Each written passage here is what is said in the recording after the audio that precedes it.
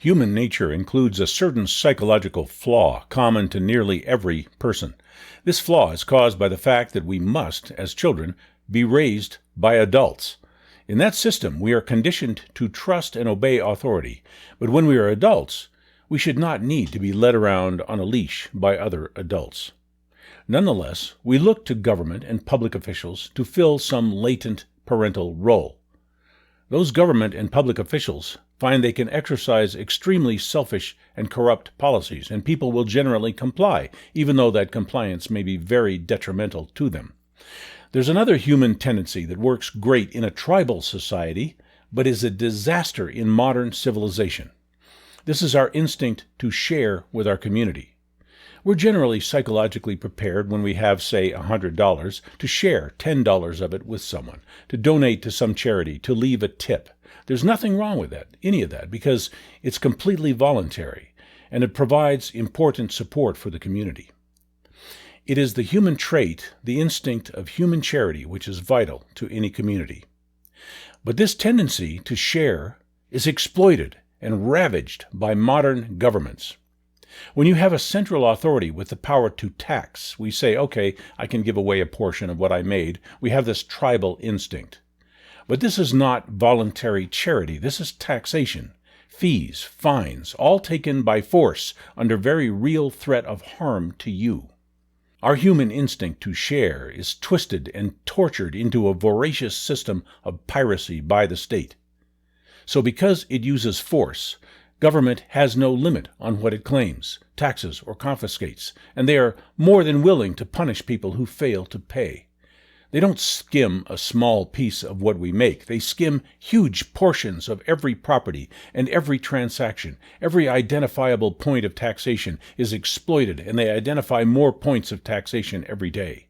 The amount that is forcibly skimmed out of our assets and earnings gets continually larger and larger. There is simply no limit. And most of us are walking around in a fog thinking there is nothing we can do about it. Imagine if you were in government, how this would look to you.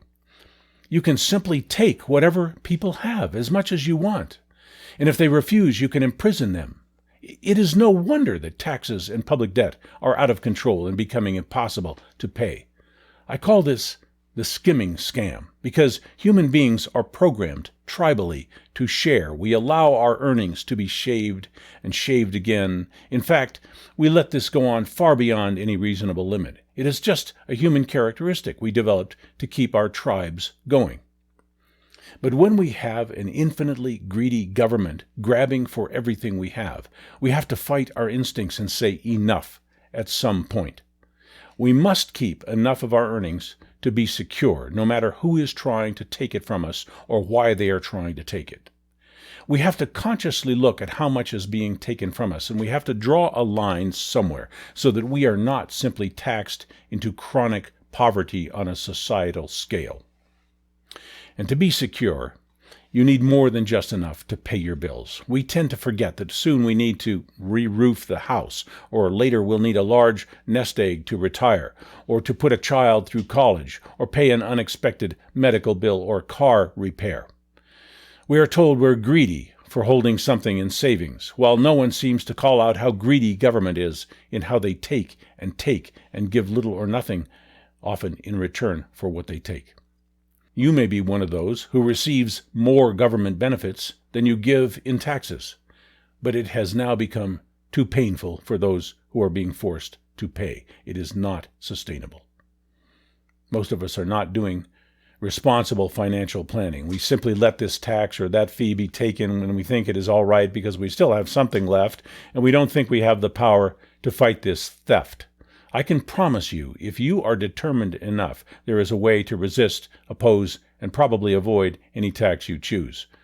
Any institutional theft or piracy can be either challenged, defeated, or avoided to some extent, and at this point, anyone not doing that is being badly robbed.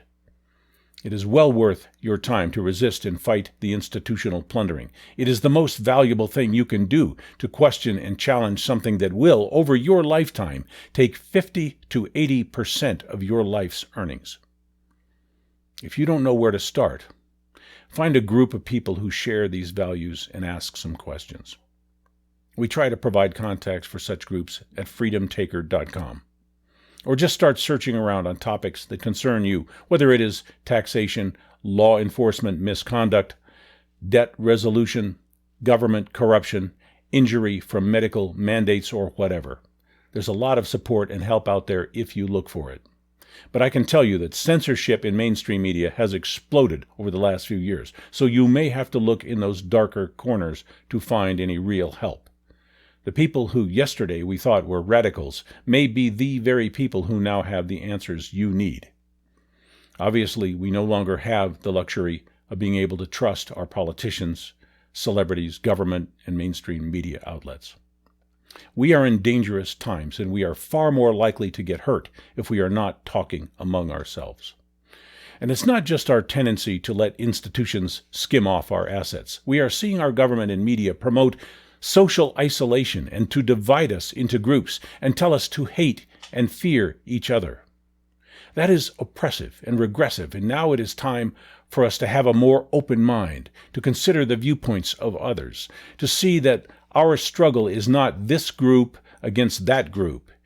It is central control against individual freedom, rights, and opportunity.